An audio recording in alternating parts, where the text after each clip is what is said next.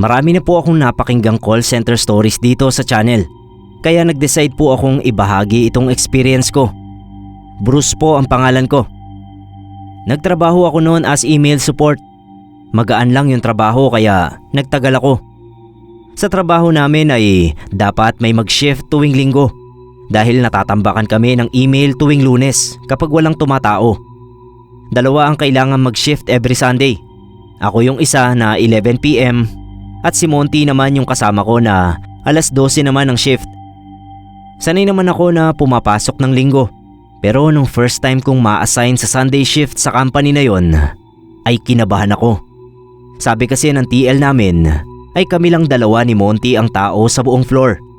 May mga parte daw ng floor na pinapatay ang ilaw kapag walang gumagamit sa ibang rooms. Pero wag daw akong matakot.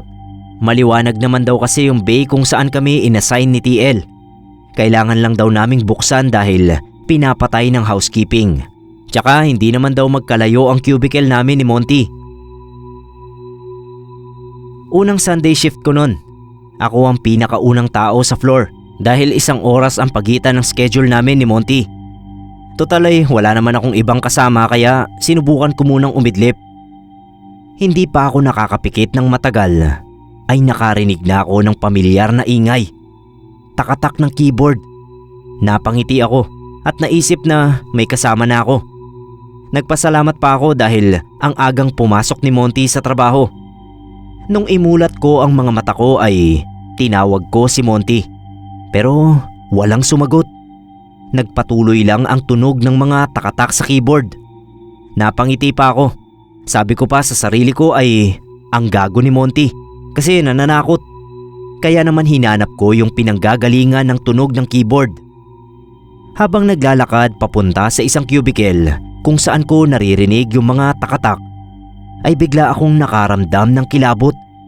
Naisip ko na kung talagang nasa floor na si Monty, bakit hindi tumunog yung pinto na kailangan ng access card para mabuksan? Kahit takot ay pinagpatuloy ko pa rin ang pagpunta sa pinagmumulan ng mga takatak. Nung matuntun ko ang cubicle, ay halos sumabog yung ulo ko sa takot. Nakaupo kasi ang isang maputlang lalaking kamukhang kamukha ko sa cubicle. Nakasuot ng pantalon at damit na kagaya ng sa akin. Abala sa pagtipa sa keyboard yung lalaki habang nakatitig ang namumuting mata sa harap ng monitor na nakapatay naman. Papatakbo na ako palabas ng kwarto nang lingunin ako ng kamukha ko. Ngumiti pa yun sa akin, Sir Neb. Nung makababa ako ng floor ay para akong naligo sa pawis. Tinanong ako ng guard kung bakit, pero hindi ako nagkwento dahil alam kong hindi naman kapani-paniwala yung nakita ko. Pero mas nangilabot ako sa sinagot ng guard, Sir Neb. Pabayaan nyo lang yon, sir. Masasanay ka rin. Sa una lang nakakatakot yan.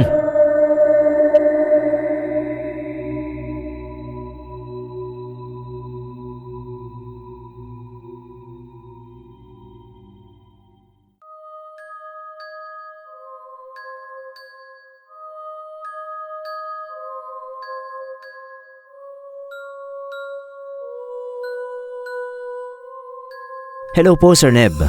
Please pakitago na lang po ako sa alias na Aki. May ibabahagi lang po akong karanasan sa isang BPO company na kilalang kilala ng marami. First time ko noon sa floor ng kumpanya na yon, pero third time ko na sa call center. Pagpasok ko pa lang sa vicinity ng company ay sobrang sakit na ng ulo ko. Okay naman ako before pumasok, pero noong na-swipe ko na yung temporary ID ko, ay biglang parang sasabog na yung ulo ko sa sakit. Gusto ko na nga sanang umuwi nun, pero dahil first night nga namin sa floor, ay pinilit ko yung sarili ko na kayanin ang sakit. Ang nasa isip ko noon, hindi naman mabigat ang gagawin ko dahil uupo lang ako at tatanggap ng calls. Sanay naman akong magtrabaho kahit masakit ang ulo, kaya go lang. Noong mga unang calls, medyo kinakaya ko pa. Madali lang naman kasi yung dati at bago kong account ay magkapareho lang ang service.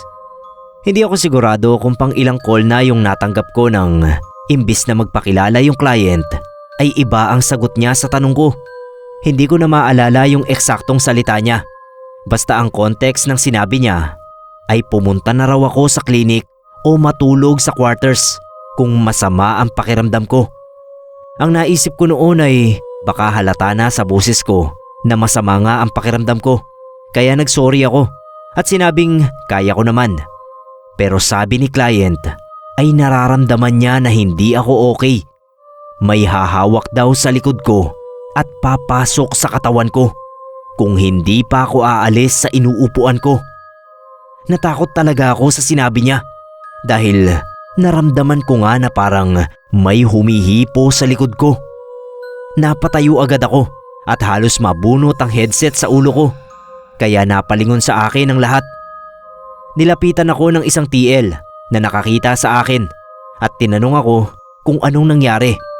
Sinabi ko na nasusuka ako at masama ang pakiramdam ko.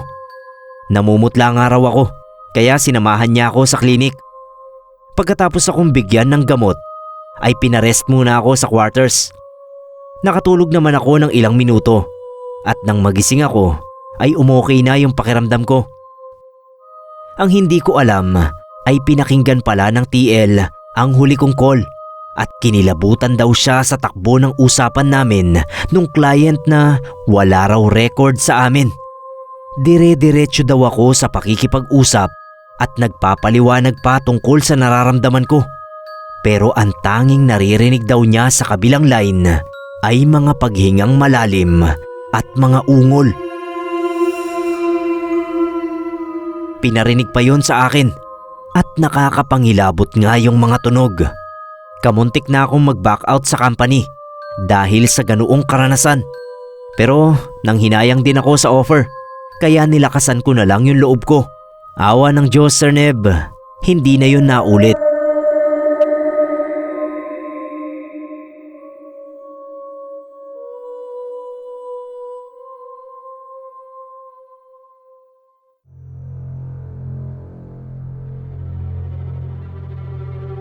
Hello po, Sir Neb.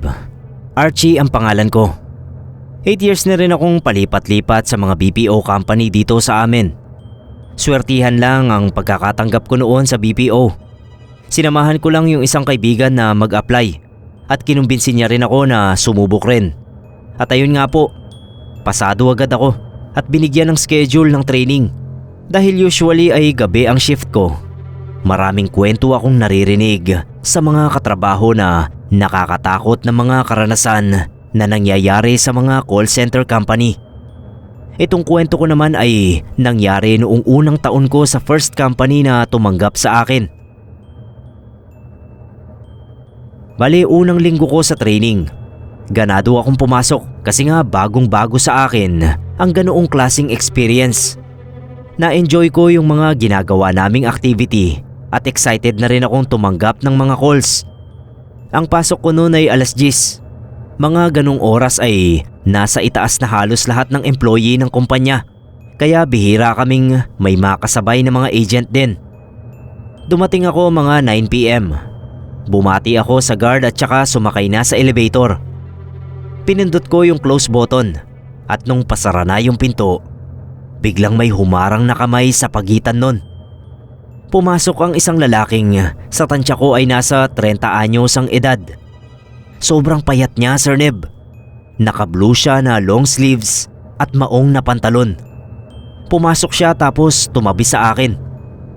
Habang umaandar yung elevator, kitang-kita ko sa refleksyon na hindi mawala-wala yung ngiti ng lalaki. Iniwas ko yung tingin ko kasi parang kinikilabutan ako sa itsura niya. Hindi ko hinuhusgahan yung mga payat na tao, pero sobrang negative talaga yung pakiramdam ko dun sa lalaki. Ang dumagdag pa sa takot ko ay nung sumipol siya ng isang nursery rhyme. Old MacDonald yung sinisipol niya. Habang ginagawa niya yon, Sir Neb, nagtataasan talaga yung mga balahibo ko. Nakakapangilabot. Medyo lumayo ako sa kanya. Pero halata ko na lumalapit talaga siya sa akin. Tapos tumingin ako sa reflection ng isa pang beses. Nakangiti pa rin siya. Pagbukas ng pinto, Sir Neb, halos patakbo akong lumabas ng elevator. Nakahinga rin ako ng maluwag pagkatapos nun. Binalik ko yung tingin ko para makita yung totoong itsura ng lalaki na hindi galing sa reflection ng elevator. Pero Sir Neb, paglingon ko, wala nang tao sa elevator. Imposible yon dahil kung lumabas siya kasabay ko, dapat narinig ko man lang yung lakad niya. Pero wala. Nung break time ko ng gabing yon, kinuwento ko sa ilang ka-waves sa training ang nangyari sa elevator. Doon ko nalaman na parang urban legend pala sa company namin yung naka-blue na lalaking yon. Sumasabay raw sa mga bagong agent. Tapos ayun nga, tatakutin ng ngiti niya tapos sisipol. Walang nakakaalam kung engkanto ba yon o kaluluwa. Basta simula pa raw nung unang itayo ang company ay lagi nang nagpapakita yung lalaki.